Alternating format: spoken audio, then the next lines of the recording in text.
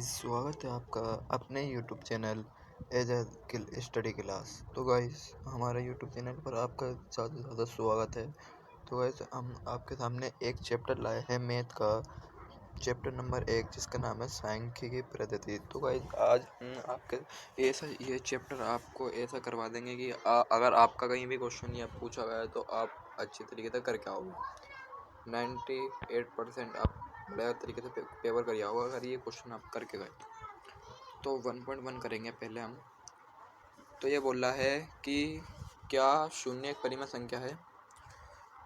जो जीरो संख्या होती है वो एक परिमेय संख्या होती है या नहीं? हाँ, होती है, लेकिन उसे हम पी बटा के रूप में लिख सकते हैं या नहीं लिख सकते हैं? बिल्कुल लिख सकते हैं, लेकिन जीरो ऊपर रहना चाहिए। जो हम नीचे की संख्या लगाते हैं वो खाली जगह पे एक लगा देते हैं, लेकिन वो खाली जगह पे एक ही लगेगा और जीरो नीचे नहीं आ सकता। जीरो क्यू की जगह पे नहीं आएगा, पी की जगह पे रहेगा, जब जाके परिमेय संख्या मानी आएगी। अब देखो पूरा क्वेश्चन पढ़ लो एक बार पहले। क्या शून्य एक परिमेय संख्या है? क्या इसे आप पी बटा क्यू के रूप में लिख सकते हैं, जहाँ पी और क्यू पूर्णांक है और क्यू बटा जीरो है? अब इसका सॉल्यूशन देखते हैं या आंसर देखते हैं। हाँ, शून्य एक परिमेय संख्या है।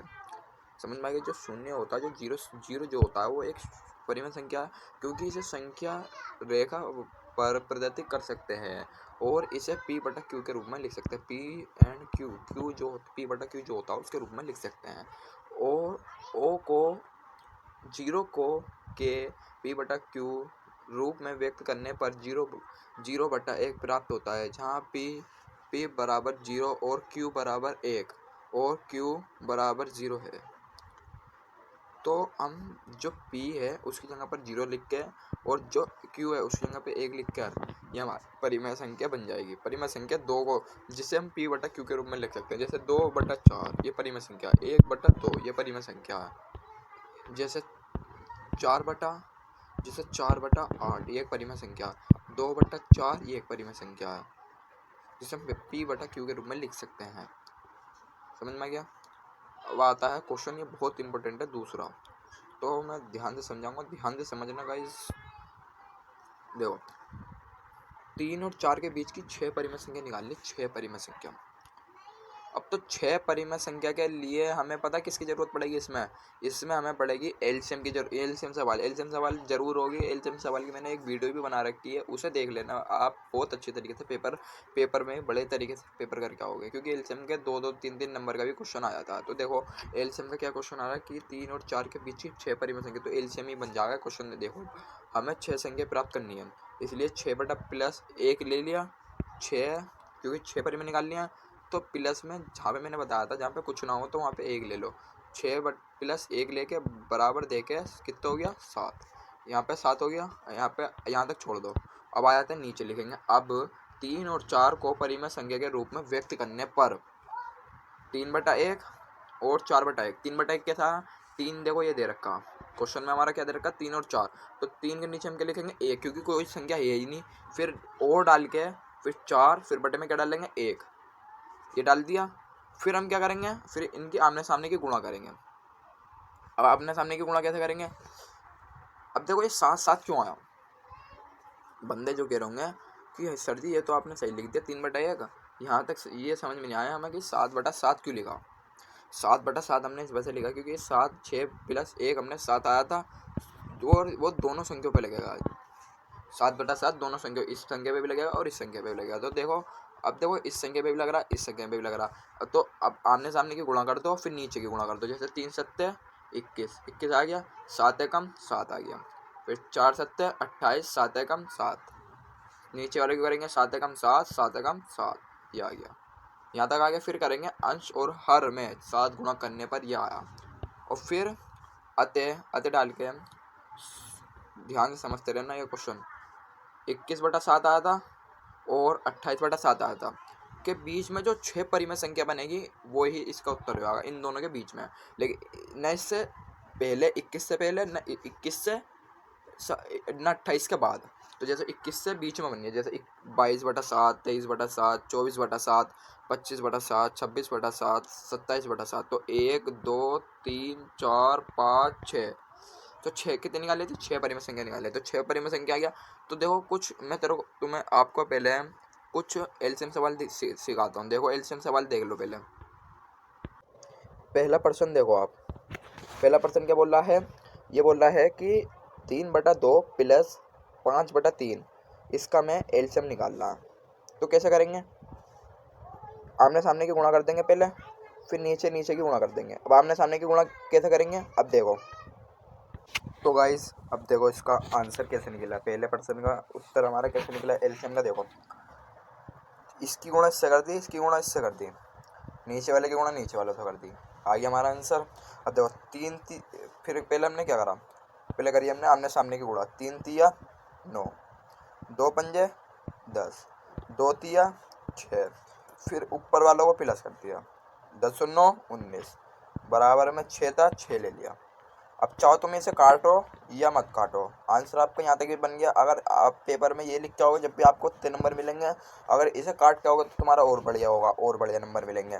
तो मैंने एलसीएम की इन सवालों की बहुत बढ़िया वीडियो बना रखी है, एक वीडियो देख लेना मेरी चैनल पे जाकर, उसमें वीडियो देख लेना, बहुत इंपॉर्टेंट वीडियो बना रखी है मैंने, तो आपको ज़्यादा से ज़्यादा समझ में आ जाएंगे। अब देखो अपना प्रश्न नंबर 3/5 और 4/5 के बीच 5 परिमेय संख्या ज्ञात करनी है। क्या ये ज्ञात करनी है, 5 परिमेय संख्या। उसमें कितनी करनी थी, 6, अब इसमें कितनी करनी है, 5। तो ये तो और आसान है, डरने की कोई ज़रूरत नहीं है, सब हो जाता है। अब देखो इसका आंसर देख लेते हैं। यहाँ पर हमने 3/5 और 4/5 दोनों में हर समान है, और 5 संख्या जो है वो हमें प्राप्त करनी है, इसलिए 5 + 1 लेके हमने 6 लिख दिया बराबर में। फिर हमने क्या लिखा, 3/5 और 4/5, यहाँ पे 1 नहीं लगा क्योंकि हमें ऑलरेडी दे रखी है, 3/5 और 4/5 ऑलरेडी दे रखा है। 3/5 ले लिया, फिर हमने क्या लिया यहाँ पे, जो 5 + 1 करा था वो 6/6 ले लिया, फिर 4/5 फिर गुणा 6/6। आमने सामने गुणा करो, 3 × 18, 5 × 30, नीचे वाले करेंगे जब भी वही आएगा, 4 × 30, 4 × 24 सॉरी, 5 × 30 आ गया, 5 नीचे वाले को करेंगे हम, 5 जब भी 30 ही आएगा, तो 6 के गुणा करने पर यह आया। अब देख लेते हैं 18/30 और 24/30, 18/30 और 24/30 के बीच की जो परिमेय संख्या बनेगी वही इसका उत्तर हो जाएगा। जैसे अब कौन कौन सी परिमेय संख्या बनेगी, 19/30, 20/30, 21/30, 22/30, 23/30, ये इसकी हमारी क्या हो जाएगी, इसकी परिमेय संख्या हो जाएगी। ये 3 क्वेश्चन समझ में आया। एक क्वेश्चन और करेंगे हम चौथा, उसे भी ध्यान से देखना। तो देखो प्रश्न नंबर 4 क्या कह रहा, प्रश्न नंबर 4 तो आपका बहुत ही आसान है लेकिन पेपर के लिए बहुत इंपॉर्टेंट है, ये भी है। नीचे दिए गए हमें कथन को सत्य एवं असत्य के कारण उत्तर देना है।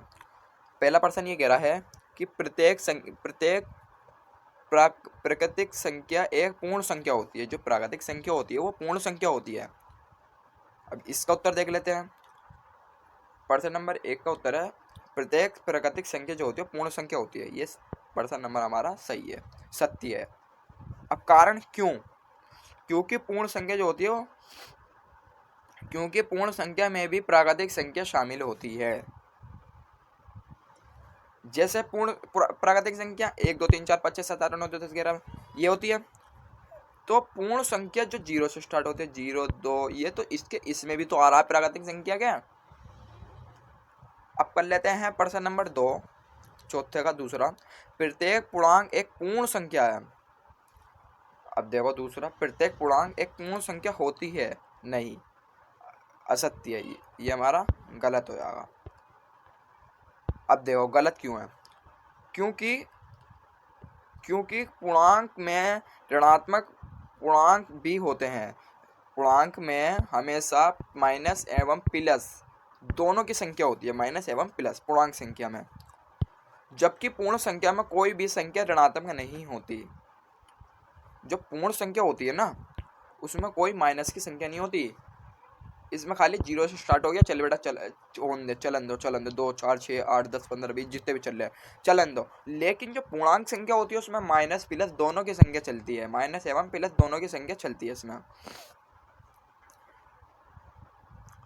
अब देखो अब आते हैं चौथे का तीसरा, प्रत्येक पूर्णांक एक पूर्ण संख्या होती है। प्रत्येक पूर्णांक, अब देखो तीसरे का उत्तर, प्रत्येक परिमेय संख्या एक पूर्ण संख्या होती है। ये भी असत्य है, ये भी गलत है। अब क्यों गलत है, अभी देखो कारण, परिमेय संख्या में कोई अन्य कई प्रकार के संख्या आती है।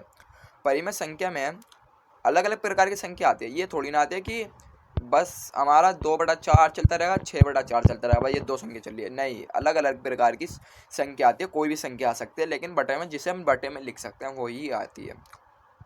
जिनको पूर्ण संख्या के जैसे प्रदर्शित नहीं किया जा सकता। समझ में आ गया। ये 4% है हमारा। 1.1 कंप्लीट होगा, 1.2 की हम वीडियो बना देंगे, उसे भी देख लेना आप, और एलसीएम को ज़्यादा से ज़्यादा ज़रूर देखना।